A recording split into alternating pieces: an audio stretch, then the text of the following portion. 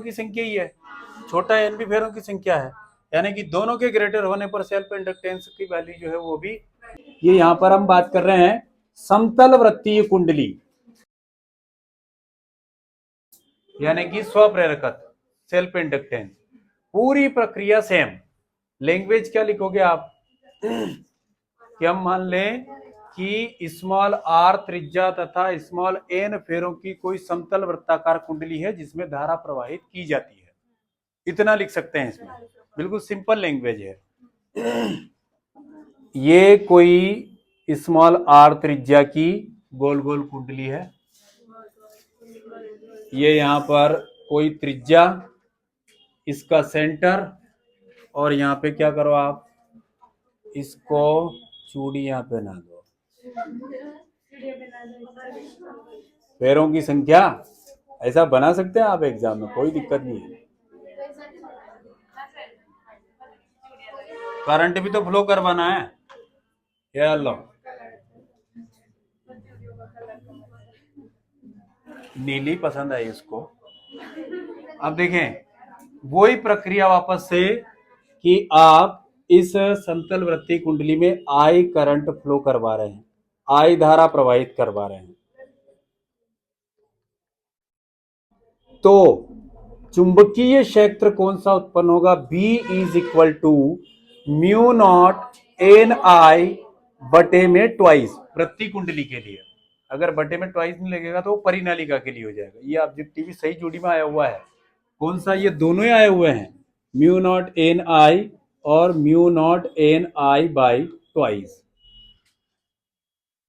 तो ये वाला समतल वृत्तीय कुंडली के केंद्र पर चुंबकीय क्षेत्र की तीव्रता, और ये वाला परिनालिका के केंद्र पर या उसके अंदर, ये चीज हो गई। यहां पर आपको ये तो और सिंपल है, इसमें एन वगैरह कुछ करना नहीं है। तो इस चुंबकीय क्षेत्र के कारण इस परिनालिका के प्रत्येक फेरे से बद्ध चुंबकीय फ्लक्स क्या हो जाएगा, बी ए।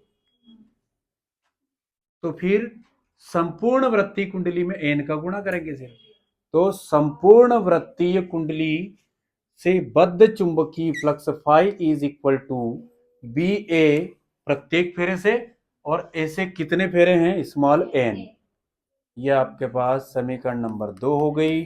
आप एक का मान काय में रख दें, 2 में रख दें, तो मिल जाएगा अपने को।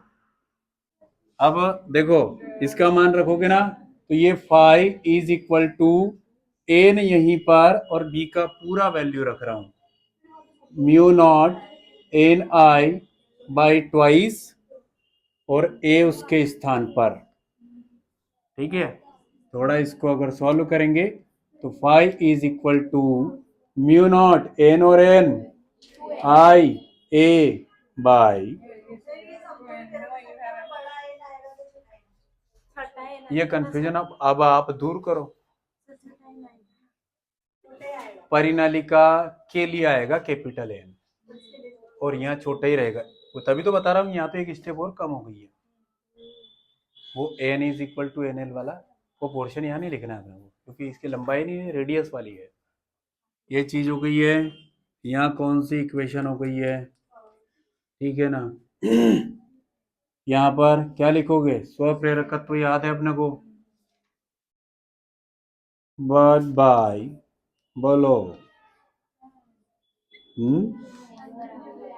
इंडक्टेंस कौन सा, सेल्फ, तो हो जाएगा L is equal to high by high. हो गया, बस वैल्यू रखो कौन सी समीकरण से, 3 से मान रख दो, तो क्या मिलने वाला है, एल इज इक्वल टू, अब डायरेक्ट अपॉन में आई है तो कैंसिल हो जाएगा कि नहीं, तो मिलेगा mu naught N square A by twice, ये है। और यहाँ एक ऑप्शन और बढ़ा सकते हैं, कैसा, हाँ, since A is the area of that current carrying coil, it will be pi r square, that's why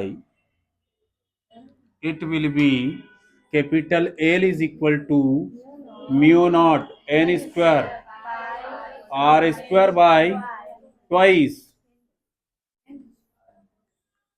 है ना। अब यहां प्रभावित करने वाले कारक बताओ। देखो क्लियर और फिक्स हो जाना चाहिए। ये उसमें भी था, नहीं कर रहे हैं, ये उसमें भी था कैपिटल एन भी फेरों की संख्या ही है, छोटा एन भी फेरों की संख्या है, यानी कि दोनों के ग्रेटर होने पर सेल्फ इंडक्टेंस की वैल्यू जो है वो भी ग्रेटर रहेगी। और आर मतलब रेडियस, त्रिज्या ज्यादा होना चाहिए, वो वहां पर भी थी।